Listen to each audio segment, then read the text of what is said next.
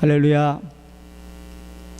오직 예수, 마라나타, 성령 충만. 오늘도 하나님의 집에 나와 예배하는 여러분들에게 우리 아버지 하나님 은혜와 평강이 넘치길 주 예수 그리스도의 이름으로 축원합니다. 예수님께서 마태복음 5장 7장에서 산상수훈을 통해서 천국 시민의 대헌장, 크리스찬들이 어떻게 살아야 할 것인지에 말씀을 주셨고, 오늘 이 마태복음 13장은 천국 비유 말씀입니다. 지난 주일에 그 씨 뿌리는 비유를 통해서 네 가지의 마음밭, 길가, 돌짝밭, 가시밭, 옥토. 그래서 옥토에 떨어진 씨가 100배, 60배, 30배 열매 맺는다는 말씀을 드렸습니다. 오늘은 가라지, 겨자씨, 누룩의 비유입니다. 예수님의 비유의 특성은 그때 누구나 보면 볼 수 있는 평범한 어떤 주제, 평범한 어떤 사물을 들어서 비유를 말씀하시는데, 그 비유 속에 놀라운 하나님의 비밀들이 담겨져 있는 거기까지 이끌어 가십니다. 그래서 귀 있는 자, 여기 붙어있는 귀 말고 들을 귀 있는 자들은 그 비유를 통해서 하나님의 음성을 듣고 하나님의 비밀을 깨닫는 겁니다.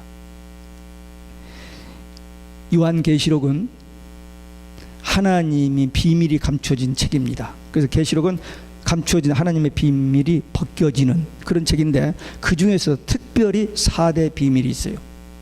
그 비밀스러운 그 책 중인데 그 중에서 특별히 4대 비밀이 있는데, 그 비밀은 종말의 마지막 때 참종과 참교회, 거짓종과 거짓교회, 그게 4대 비밀입니다. 그런데 그 비밀을 비밀이라고 했는데 거기 답이 있어요. 답이 있어서 눈이 열린 사람은 그게 보여집니다. 근데 눈이 열려지지 않는 사람은 답이 거기 있는데도 안 보이는 거예요. 지금 예수님께서 이 비유를 말씀하셨는데 제자들도 듣고도 잘 이해가 안 되는 거예요.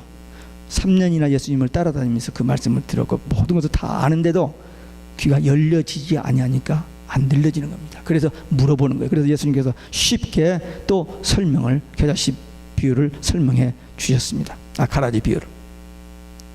오늘 이 세 가지 비유, 가라지, 겨자씨, 누룩의 비유. 첫째, 가라지 비유입니다. 어떤 사람이 밭에 좋은 씨를 뿌렸어요. 그랬는데 잘 때에 원수가 와서 가라지를 덧뿌리고 갔습니다. 며칠 후에 종들이 나가서 보니까 가라지들이 보이는 거예요. 그래서 주인에게 와서, 아니 주인님, 분명히 좋은 씨 뿌리지 않았습니까? 근데 왜 이 가라지가 났습니까? 그랬더니 원수가 그랬구나 그랬습니다. 그러면 주인님, 이거 가서 뽑아버릴까요? 가만 두어라.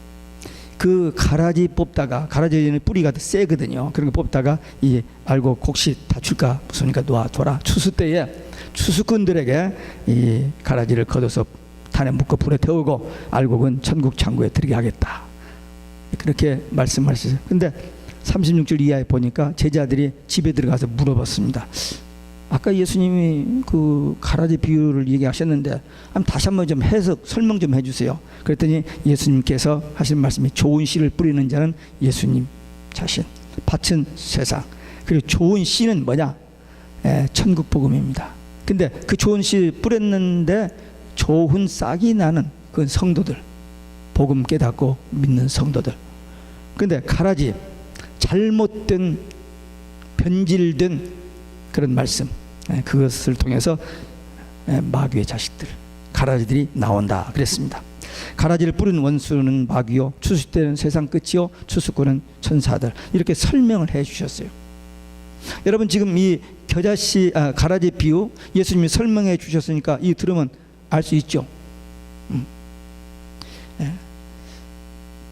하나님께서 우리에게 말씀하실 때에 도무지 못 알아듣는 거, 그 말씀하지 않아요. 평범한 것에서 깊은 진리를 깨우쳐 주십니다. 여기서 천국이 뭐냐?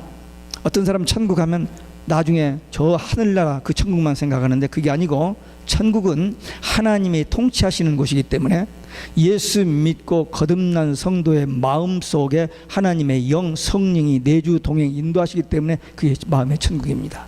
우리 예수 믿는 사람이 이 땅에서 사는 동안 누리는 천국, 죽은 다음에 우리 육은 땅에 묻히고 우리 영만 낙원에 갑니다.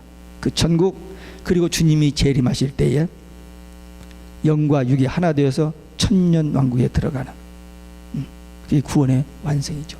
그 천국이 있어요. 제가 어제 LA로부터 어떤 여자 집사님으로부터 전화를 받고 50분을 통화를 했습니다. 휴거에 대해서 질문하는데 제가 설명을 했어요. 근데 분명히 제가 차분차분하게 설명을 했는데도 불구하고 이해가 안 되는 거예요. 또다시 묻는 거예요. 2번, 3번 반복해서. 왜? 이미 들어가 있는 어떤 지식 때문에 제가 차분하게 설명해 줘도 이게 여기서 안 바꿔지니까 막 갈등하면서 다시 묻는 거예요. 그래서 저도 상당히 인내심을 가지고 설명을 해 드렸습니다. 우리 마음, 이 마음 속에 성령이 계시면, 하나님이 우리 안에 계시면 이 마음의 천국이 되고 가정의 천국이 되고 교회의 천국이 됩니다. 그런데 이 교회가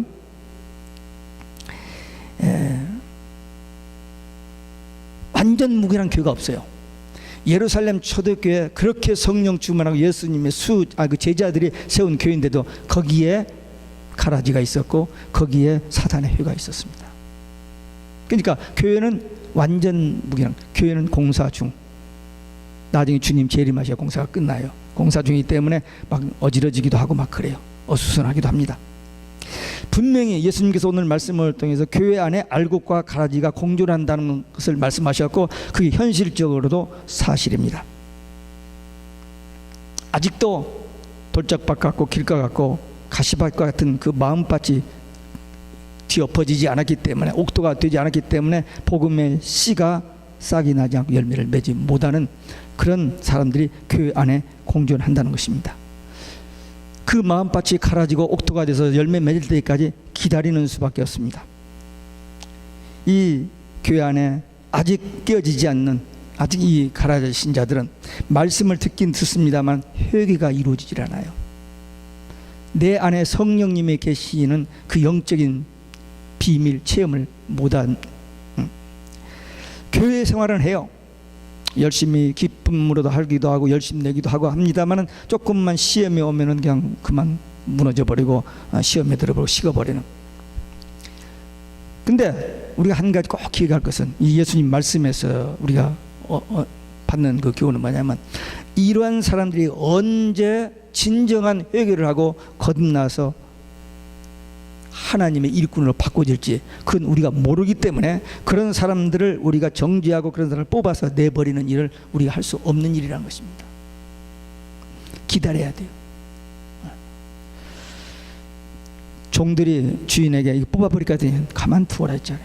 그래서 분명히 교회 안에는 공존합니다. 조급하게 사람들을 평가하고 분류하고 어떻게 해결하려고 하는 위험한 일을 해서는 하나님께 맡기고, 우리는 기도하면서 사랑으로 기도하면서 기다릴 줄 알아야 합니다. 성경에도 그렇고 현실에도 그렇고 정말 큰 실수를 범하고 도저히 예수 믿을 것 같지 않냐고 저런 사람이 어떻게 하는 그런 사람들이 변화되어서 하나님의 일꾼으로 귀하게 쓰임받는 사람이 있고, 나면서부터 모태신앙으로 오랫동안 교회 생활을 익숙하게 잘했는데도 불구하고 그냥 그렇게 하다가 그냥 끝에 그냥 우물우물 이렇게 실패로 끝나버리는 사람이 있어요. 그 예수님께 그랬잖아요. 먼저 된 자 나중 되고 나중 된 자 먼저 될 자가 있다. 다는 아닙니다만은 있다고 그랬어요.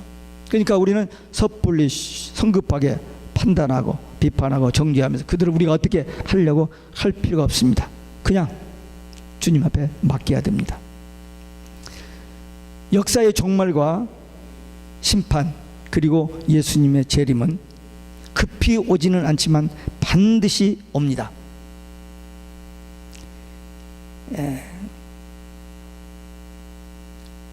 그렇기 때문에 우리가 판단하고 정죄하는 것은 중지하고 하나님께 맡기고, 우리가 해야 할 일은 내 마음밭을 이렇게 기경하고 갈아엎고, 그래서 늘 내 마음에 옥토되게 해서 좋은 열매 맺게 하는 알곡 신자 되어서 천국 백성의 삶을 누리면서 이 놀라운 비밀을 모르는 다른 영혼들을 사랑하는 마음으로 그들에게 이 복음을 전하는 주의 일꾼들이 되는 것이 하나님의 소원이요 주님의 지상명령이요 우리가 감당해야 할 위대한 사명인 줄로 믿습니다. 두 번째, 이 겨자씨 비유입니다. 겨자씨는 모든 씨 중에서 가장 작다고 그랬어요. 제가 성지 갔을 때에 조그마한 플라스틱 통에다가 그 겨자씨를 사온 게 있어요. 근데 그 다음에 어떻게 했는지 기억이 안 나는데 하여튼 아주 가느다란 먼지 같은 그런 작은 씨입니다. 채소 씨예요. 아까 우리 어린아이들에게 얘기했더니 뭣도 심어보고 뭣도 심어보고 어린아이들이 벌써 엄마 아빠들이 하는 것을 다 보고 대답하는데 깜짝 놀랐습니다만, 이 겨자씨는 아주 작은 상추 씨보다도 더 작은 그런 씨인데, 채소인데 1년생 채소인데 하여튼 싹이 나서 자라면 4m 5m까지 자란다는 거예요. 그래서 새들이 깃들면 사람이 올라갈 수 있을 정도로 그런 1년생 식물입니다. 우리 정혜경 목사님이 집에서 농사를 짓는데 오이도 호박도 잘 자라요. 가지를 뻗고 상당히 크는데, 이 토마토가요 우리 키보다 이만큼 자랍니다. 그러니까 제 키에서 이만큼 한 2m까지는 토마토도 자라요. 근데 하여튼 이 겨자씨는 엄청나게 크게 자란다는 것입니다. 근데 이 겨자씨 비유를 통해서 우리에게 주시는, 예수님이 이 비유를 통해서 주시는 그 교훈은 뭐냐면, 이 천국 복음은 겨자씨같이 작은 데서 출발하지만 그것이 후에는 확장돼서 열방의 모든 사람들에게 큰 영향을 끼치는 그 복음 운동이 된다는 것입니다. 그러니까 주의 일할 때, 복음을 전하는 일을 할 때 우리가 하는 일이 지극히 작다고 낙심할 필요가 없습니다. 많은 사람들은 크고 성과가 나타나는 일은 우쌰우쌰 하면서 열심히 하는데 그 열매가 없고 이렇게 저기 하면은 그냥 포기해버리는 그런 게 쉬워요. 근데 어쨌든 우리는 이 복음의 작은 씨가 되어서 어떤 출발점, 시작점, 불씨가 되어지면 되는 겁니다. 그리고 나 하나 정직하게 하나님의 말씀대로 믿고 바로 살면 이 세상에 나 같은 사람 하나하나가 늘어나는 겁니다. 그것이 곧 하나님의 나라가 확장되는 거예요. 나 하나가 그렇게 중요합니다. 물론 내 개인적으로 봤을 때 천하보다 더 귀한 내 생명이고, 하나님이 보시기에도 이 구원받은 한 영혼은 천하보다 더 귀한 영혼입니다. 왜? 하나님께서 엄청난 대가를 지불했잖아요. 육의 몸을 입고 이 땅에 오셔서 그 인간의 죄를 대신하여 십자가에 죽으신 그 대가를 지불하고 구원받은 생명이기 때문에 너무너무 소중한, 너무너무 귀한 존재인 것입니다. 내 하나가 예수 믿고 마음에 천국 되어 사는 것, 그게 하나님의 뜻입니다. 그러니까 내가 구원받은 것도 물론 감사하지만 하나님의 뜻이 나의 삶을 통해서 이루어졌다는 이 사실이 얼마나 놀라운 일입니까? 그러니까 이 땅에서 가장 중요한 것은 내가 예수님을 만나고 복음을 깨닫고 예수님과 거듭난 하나님의 자녀되고 성령이 내 안에 거주하는 천국 되어 사는 것, 이것이 그 어떤 것과도 바꿀 수 없는 최고로 중요한 일이고, 그 다음에 우리가 이 복음, 이 비밀을 알고 다른 사람들에게 이 복음을 전하는 것이 위대한 사명입니다. 예수님께서 3년 동안 사역하셔서 12명 제자만 남겨놓고 가셨습니다. 근데 그들이 신약교회를 세우고 세계 복음화의 기틀을 마련했습니다. 작은 씨가 큰 열매를 맺은 거죠. 영국의 어느 교회에 새로운 목사님이 부임을 했습니다. 열심히 설교하고 전도하고 막 사역을 했는데 열매가 안 맺어지는 거예요. 교회가 성장을 전혀 않는 거예요. 처음에 왔을 때 그 교회 그대로 있는 겁니다. 근데 결국 직원들이 보니까 이 목사님 목회 실패해요. 몇 년 동안 목회했는데 소년 하나 전도한 것밖에 열매가 안 나타났어요. 그런데 그 소년이 아프리카 선교사, 그래서 아프리카를 복음한 리빙스톤이 됐습니다. 그 겨자씨만한 그 한, 그러나 그 사역은 놀라운 역사와 열매를 맺었던 것입니다. 제가 몇 년 전에 그 인디애나 하몬드, 시카고 일리노이와 인디애나가 이렇게 접경한, 그러니까 뉴욕과 뉴저지가 접경한 이런 그 인디애나에 하몬드라는 조그만 동네가 있는데 인구가 한 15,000명 되는데 거기에 교회가 3만 명 교회가 있습니다. 말이 안 되죠. 조그마한 동네에 인구 전부 다 해도 불신자 다 해서 3만 명밖에 하는 그 동네에 3만 명의 교인이 모이는 그 버스 100대가 주일날 도는 그런 교회가 있어요. 거기 목회자 세미나 7,500명 모이는 목회자 세미나 이제 2번 갔는데, 아침에 오전에 설교 2번, 저녁에 2번, 그 낮에 오후 점심 먹고 나서 저녁 먹기까지 4번 설교를 들어요. 그냥 막 설교에 그냥 계속 말씀. 근데 어느 수요일날, 그 수요일날 오후에 어떤 한 35세 막 넘은 그 목사님이 올라오셔서 이런 얘기 저런 얘기 했는데 다른 건 다 잊어버렸고, 그분이 간증 하나를 들었는데 스웨덴에서 젊은 부부가 선교 헌신을 하고 아프리카 콩고를 갔어요. 그래서 미국 선교사들의 그 베이스 그 센터에서 보내는 이렇게 밀림집으로 들어가서 어느 동네에 도착했는데 추장이 이 두 사람을 그냥 토담에다가 가둬버린 거예요. 그래서 절대 전도 못하게 꼼짝 못하게 그 안에 있게 하고 5살 먹은 남자아이에게 일주일에 2번씩 음식만 넣어줘서 생계를 유지하고 있습니다. 이 두 부부가 아니 주일 하겠다고 선교 헌신하고 나오는데 이게 뭐야? 하나님 또 사람을 만나게 해주셔야 전도하죠. 그랬더니 딱 떠오른 게 5살짜리 오잖아. 그래서 그 5살짜리에게 전도를 했습니다. 그리고 나서 이 선교사 부인이 딸을 낳고는 죽었어요. 거기서. 그래서 이 남편 선교사가 실망하고 그 딸을 그 미국 그 선교 베이스다 그냥 맡겨놓고 자기 나라로 가고 선교고 목회고 다 집어치워버렸습니다. 재혼하고 살았는데 알코올 중독으로 폐인이 되어버렸어요. 근데 이 앤나 이 딸이 미국에 어답트가 돼가지고 자라서 대학 교수하고 결혼해서 캘리포니아에서 사는데 어느 날 도서관에 가서 이렇게 잡지, 기독교 잡지를 보는데 자기 어머니 이름과 자기 이름이 거기 나와 있는 거예요. 그래서 수소문에서 만났더니 그 5살 먹은 그 사람이 부흥사가 돼서 아프리카를 복음하는 큰 일꾼이 됐어요. 그래서 자기에게 복음을 전해준 그분들을 찾고 싶은 마음 때문에 찾다가 지금 만난 겁니다. 그래서 아프리카 콩고까지 갔어요. 그랬더니 조그마한 이게 흩어져 있는 데 이 나라의 복음의 어머니 그 팻말을 보고 돌아왔습니다. 근데 이 애나가 자기 아버지를 찾고 싶은 마음이 생겨서 남편과 다시 스웨덴으로 가가지고 하여튼 수소문에서 아버지를 찾았는데 그 스텝 그러니까 그 배다른 형제들이 만나지 말라고 폐인이고 그때 만나면 실망할 테니까 그냥 안 만나고 가는 게 좋겠다고. 그러나 거기까지 왔는데 안 만난 스웨덴에서 가서 만났습니다. 가고 준비하고 가서 자기 이름을 댔으니까 아빠가 이렇게 물끄러미 쳐다보는 거예요. 그래서 이제 조금 이야기를 시작했습니다. 아프리카 콩고 얘기를. 그래서 아버지 눈이 열리는 거예요.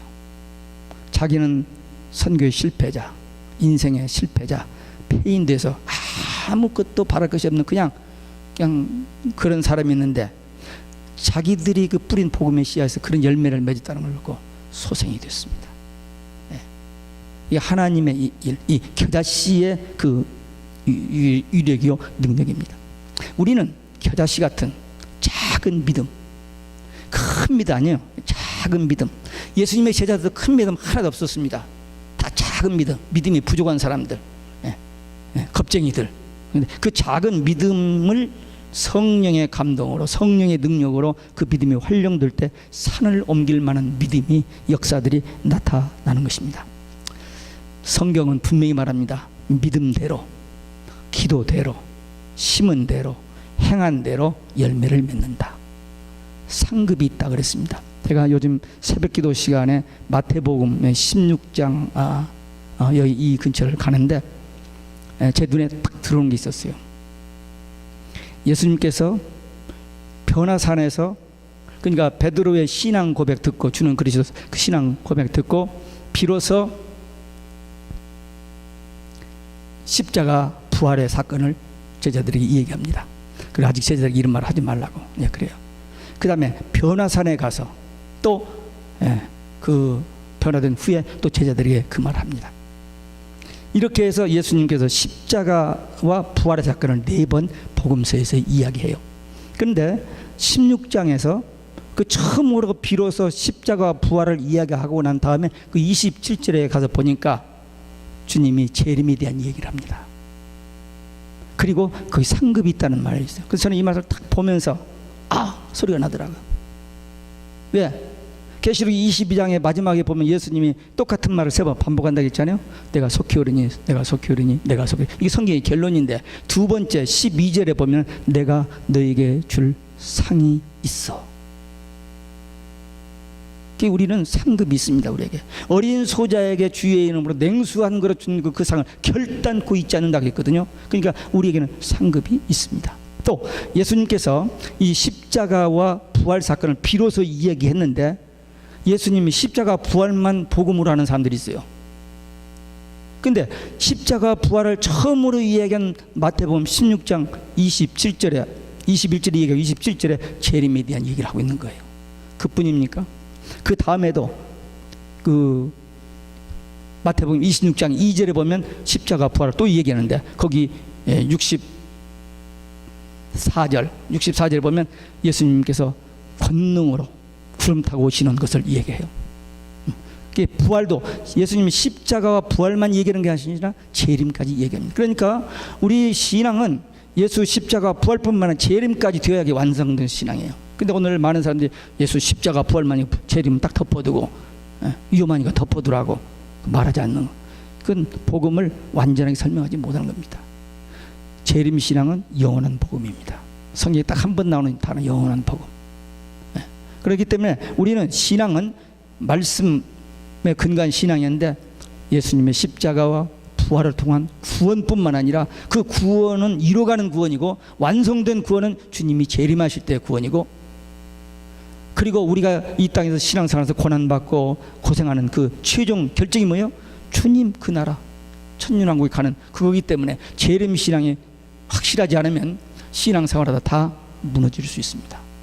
기쁨도 은혜도 감격도 있지만 분명하고 확실한 천국에 대한 소망이 없으면 포기되고 낙심되고 실패할 수 있습니다. 그래서 우리는 이 신앙, 십자가, 부활, 재림 신앙으로 무장되어서 천국 복음 전하는, 그래서 많은 열매 맺는 하나님의 일꾼들 되시기를 주 예수 그리스도의 이름으로 축원합니다.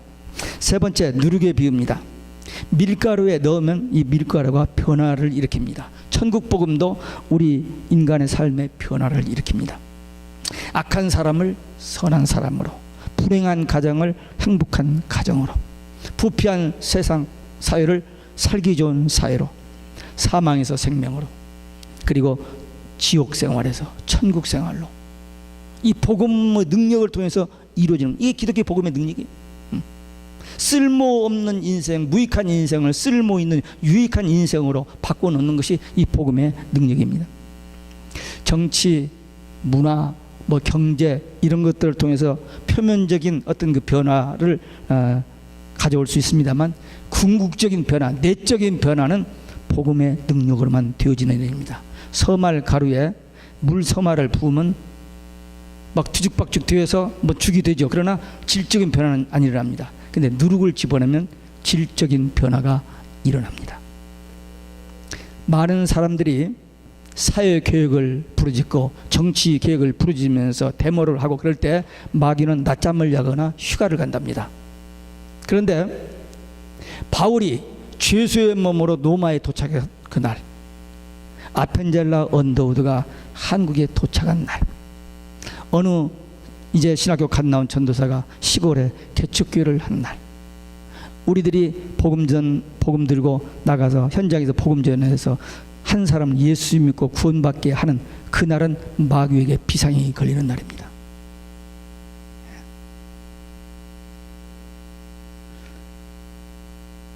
이 복음의 누룩의 능력이 마귀에게 치명적이기 때문입니다.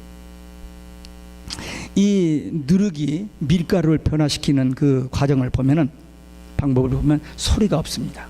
이 누룩이 들어가서 조용하게 보이지도 않게 질적인 변화를 가져옵니다. 근데 세상의 변화는 시끌벅적하게 막 요란스럽게 해. 근데 그것도 질적인 변화가, 내적인 변화가 아니고 겉에 외적인 변화만 가져오고 맙니다.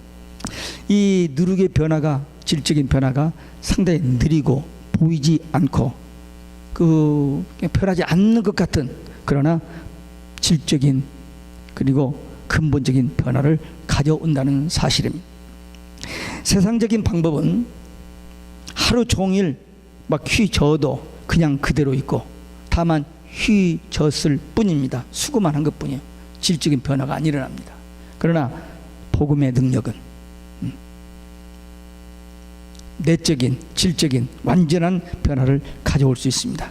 세상의 제도, 방법은 부분적이고 또 외적인 변화지만 천국 복음은 이렇게 권세 있게, 능력 있게 정말 새로운 변화, 죄인이 하나님의 자녀가 되고 지옥 갈 자가 천국 가게 되는, 이건 세상 어떤 방법으로도 어떤 것으로도 해결할 수 없는 문제인데, 이게 딱 한 가지, 복음, 오직 예수 신앙으로만 되어지는 일입니다.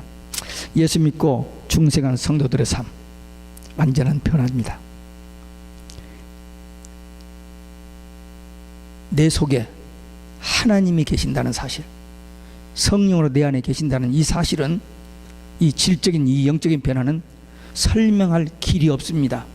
체험된 자, 확실히 받아서 누리는 자만 알 수 있는 영의 세계입니다.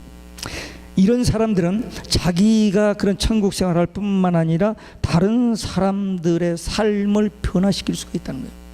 말로 어떤 가르침으로 되는 게 아니고, 우리가 영적인 어떤 체험, 내가 그 살고 있는 그 삶을 통해서 그런 역사가 일어나지, 수단 방법으로 되어지는 게 아니고 하나님이 하시는 일이기 때문에 이런 사람들을 통해서만 하나님이 그런 역사를 이루시기 때문입니다.